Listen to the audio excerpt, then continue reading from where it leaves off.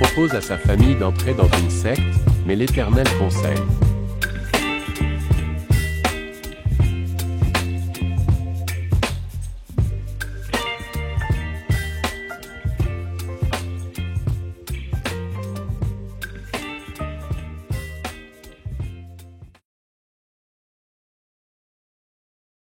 Je ne comprends pas.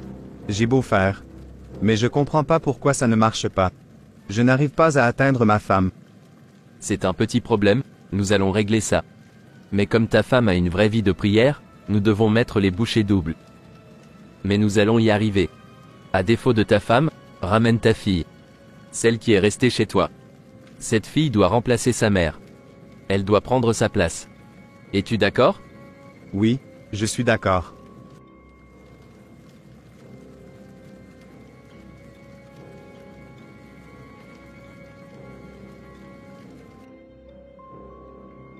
Déby? Qu'est-ce qui se passe avec ma fille? Non, non, non. Moi vivante, personne ne touchera à mes enfants.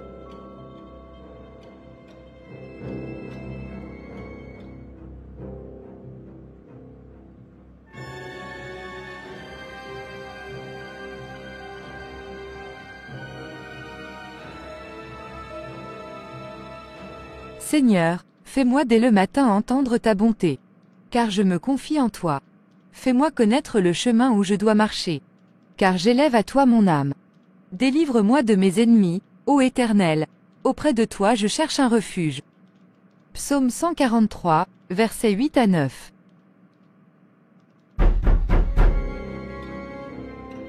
Qui cela peut-il bien être à cette heure? Entrez. Déby? Maman, laisse-moi tranquille. N'interfère pas dans mes affaires. Libère-moi. Déby? Bonjour ma fille, comment vas-tu? Que fais-tu là? Comment sais-tu qu'on habite ici?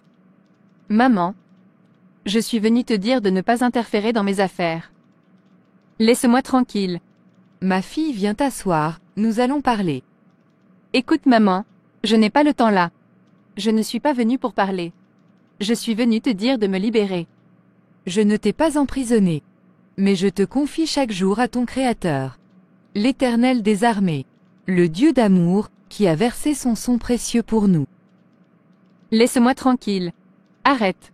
Tu m'étouffes avec tes prières. Je suis ta mère. Je vais continuer à prier pour toi et à te couvrir sous la protection de l'Éternel. C'est mon devoir en tant que mère. Je t'ai dit de me laisser. Ma fille, je vois que tu es complètement envoûtée. Agenouille-toi, je vais prier. Maintenant. Seigneur Jésus-Christ, écoute ta servante qui t'invoque aujourd'hui en ce lieu. Par l'autorité que tu m'as conférée en tant que mère, prends possession de ta fille Déby. Et comme il est écrit dans le livre de Nahum chapitre 1, au verset 13. Je briserai maintenant son joug de dessus toi, et je romprai tes liens. Éternel, tu es souverain. Ta puissance est au-dessus de tout ce qui existe. Qu'est-ce qui se passe, maman? Il est 6 heures du matin. Qu'est-ce que Déby fait par terre? Aide-moi à asseoir ta sœur sur le canapé et va lui chercher un peu d'eau à boire.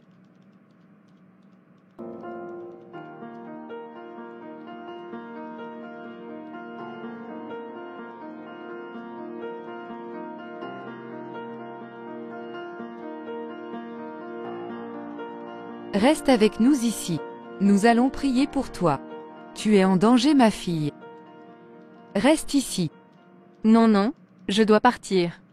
Désolée maman, mais je dois partir. Si je ne repars pas, ça va mal se passer pour moi. Je suis déjà allée trop loin. J'ai déjà fait trop de choses. Pardon maman. De quoi tu parles? Qu'est-ce que tu as fait? Écoute, quel que soit ce qui s'est passé, tu peux encore te retirer, tu peux encore reculer. Reste ici. Je suis ta maman. Avec ta sœur, on va t'aider. Non maman, vu ce que j'ai accepté de faire, personne ne pourra m'aider. Personne. Déby, aucune cause n'est perdue pour notre Seigneur Jésus-Christ. Rappelle-toi ce que dit le livre de Matthieu au chapitre 11 de 28 à 29. Venez à moi, vous tous qui êtes fatigués et chargés, et je vous donnerai du repos. Prenez mon joug sur vous et recevez mes instructions, car je suis doux et humble de cœur. Et vous trouverez du repos pour vos âmes. Oui, ta sœur a raison. Le Seigneur nous rappelle ceci dans Ésaïe 45 au verset 22.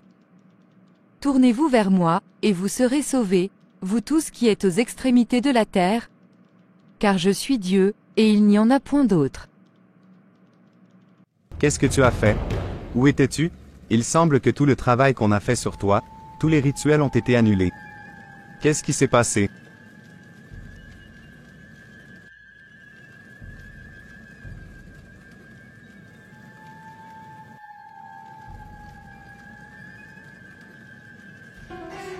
Il faut reprogrammer ta fille. Nous allons devoir recommencer le rituel. Elle est complètement vide de tout ce qu'on avait mis en elle. On doit tout recommencer.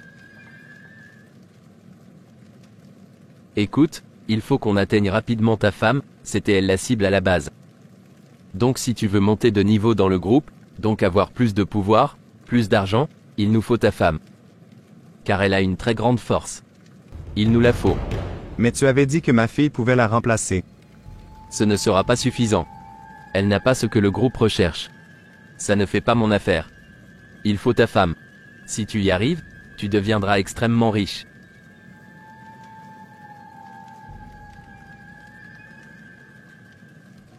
Vera, ma chérie, je te cherche partout. Pourquoi tu me cherches? Et qu'est-ce que tu fais là? Comment tu m'as trouvé? Et où est ma fille? Oh là! Que de questions. Je t'invite. Reviens à la maison, on dînera. Et on parlera comme au bon vieux temps.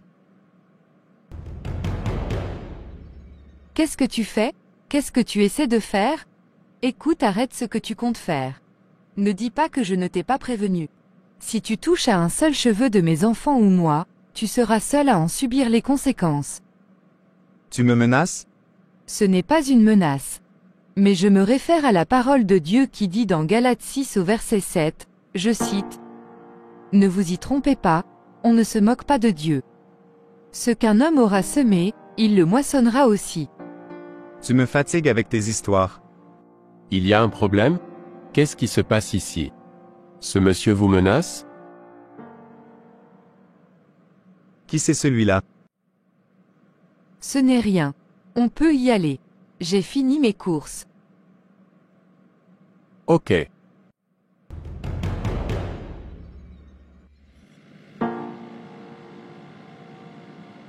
C'était mon mari. Oui, j'avais compris. Il est tard. Je vais rentrer. Je vous attends? Non merci. Je n'ai pas encore fini mon travail, mais merci. Je prendrai le dernier bus. Je peux attendre. Non c'est bon. Merci. Ok, à tout à l'heure. Oh là là, il se fait tard. Maman va s'inquiéter. Mince, le dernier bus est passé. Bon, je vais devoir me débrouiller autrement. Mon patron m'a dit de l'appeler en cas de besoin. Mais je ne vais pas l'embêter pour cela. Je vais me débrouiller autrement. Ah! Enfin! Presque arrivé. Ouf! La route a été longue. Qu'est-ce que c'est que ça? Qui êtes-vous? Qu'est-ce que vous faites là?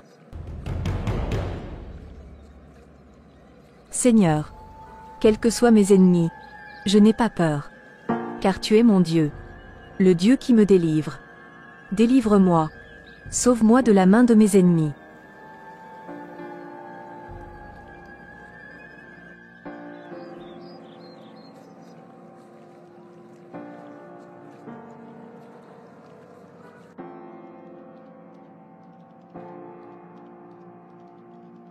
Que le Seigneur soit loué. Ma fille, il faut qu'on redouble d'efforts dans notre vie de prière. Et que nous restions fermes dans notre foi en Dieu car il est notre protecteur. Comme la Bible nous enseigne dans Éphésiens 6 au verset 11 qui dit revêtez-vous de toutes les armes de Dieu, afin de pouvoir tenir ferme contre les ruses du diable. Oui, maman. Je suis très fière de toi, ma fille.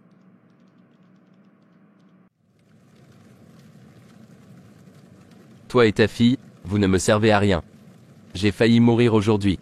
Là où je te parle, j'ai subi des dégâts considérables. J'ai dû faire appel à notre hiérarchie supérieure. Car le cas de ta femme est compliqué. Nous devons mettre le paquet cette semaine. Sinon ce sera fini pour toi et moi, et je vais aussi en subir les conséquences.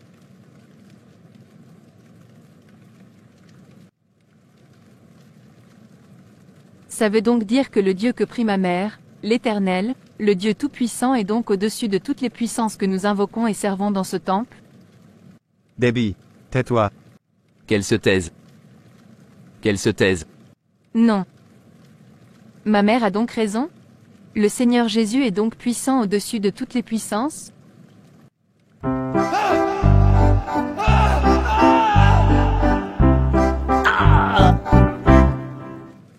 Qu'est-ce qui se passe ici?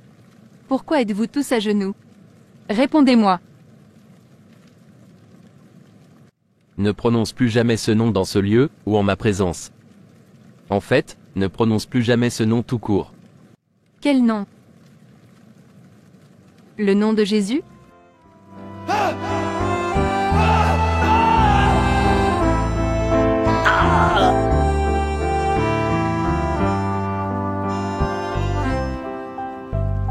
Jésus, Jésus, Jésus.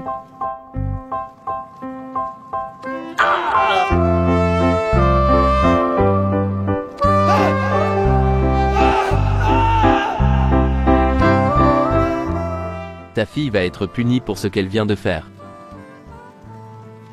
Où est-elle? Elle est sortie du temple pendant que nous étions à terre, après qu'elle ait prononcé le nom en question. Nous nous occuperons d'elle plus tard quand nous nous serons remis. Pour le moment, il nous faut faire l'inventaire des dégâts causés par ta fille. Ce nom ne doit jamais être prononcé ici. Regarde tous ces dégâts. La séance est annulée. Nous convoquerons une autre réunion plus tard.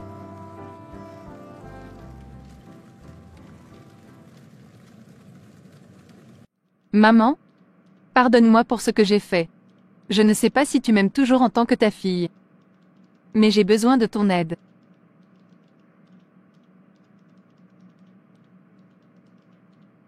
Tu es et tu resteras toujours ma fille. Et Dieu? Le Seigneur que toi et Oma a prié tous les jours? Est-ce qu'il va me pardonner et me protéger comme il vous protège toi et Oma?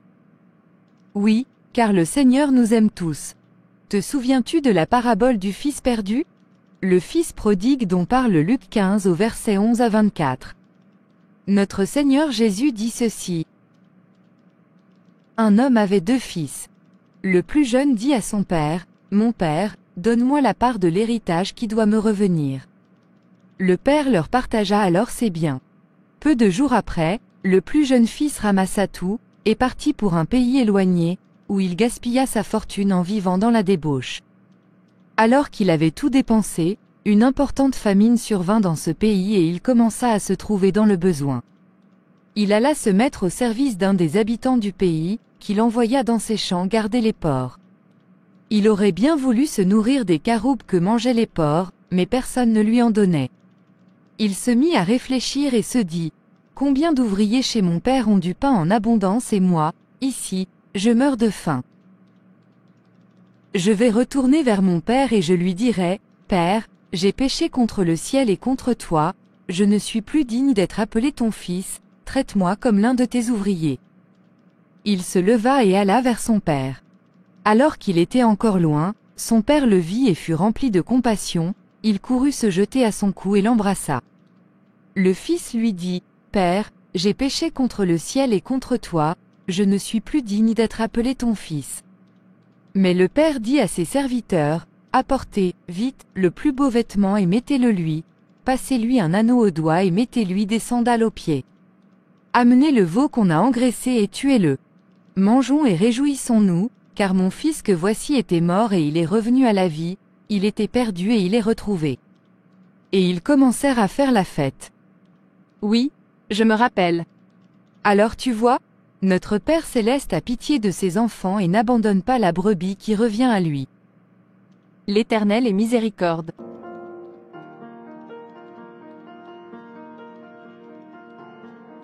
Allez, viens me raconter ce qui se passe. Et ensuite nous prierons. Mais avant tout, enlève-moi ce vêtement. Nous allons le brûler. Vous êtes tous des incapables. Incapables de venir à bout d'une simple femme? Je vais vous montrer. Je voulais vous remercier d'avoir accepté que ma sœur nous rejoigne ici dans votre maison. Il n'y a pas de problème. Il y a de la place ici.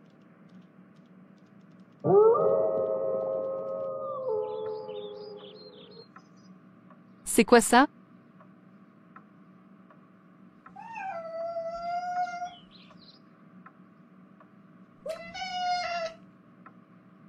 Mais qu'est-ce que c'est? Ah! Ma tête! Il faut vite amener Debbie à l'hôpital. Vite! Elle ne se sent pas bien. Allons-y. Maman, ça va mieux. Merci pour tes prières. À Dieu seul revient toute la gloire. Que le Seigneur soit loué car il a écouté nos prières. Tu te rends compte que même le patron de Homa s'est joint à nous pour prier? Ah bon? C'est gentil de sa part. Oui, il est vraiment très gentil.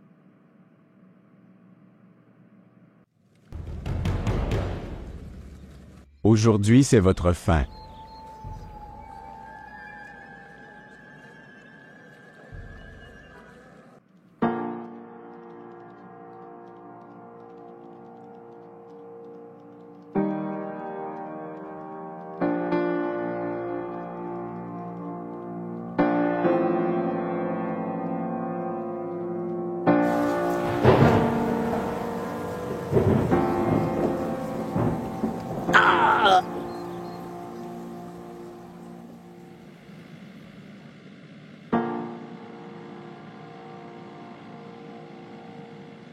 Que faites-vous chez moi?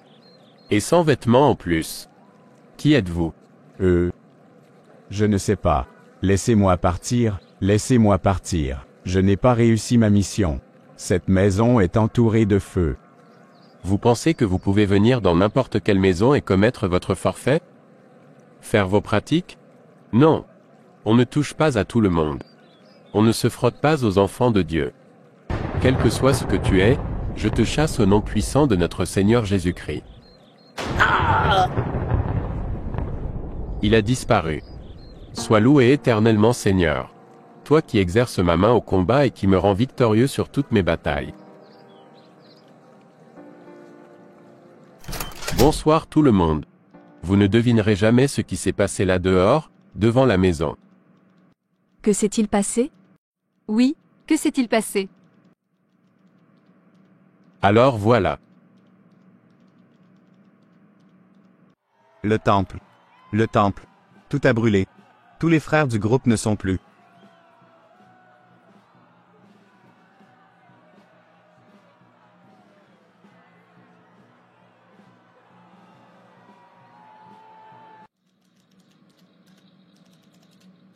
Homa. Je viens d'apprendre que votre père nous a quittés. Il a été retrouvé dans la forêt à la sortie de la ville.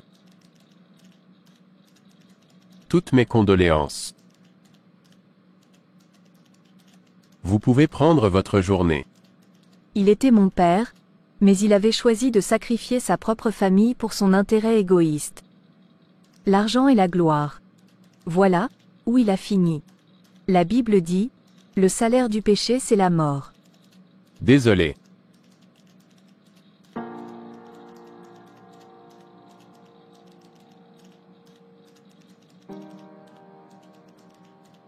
Je te rends grâce Seigneur, pour nous avoir gardés mes filles et moi. Que ton nom soit loué à toujours.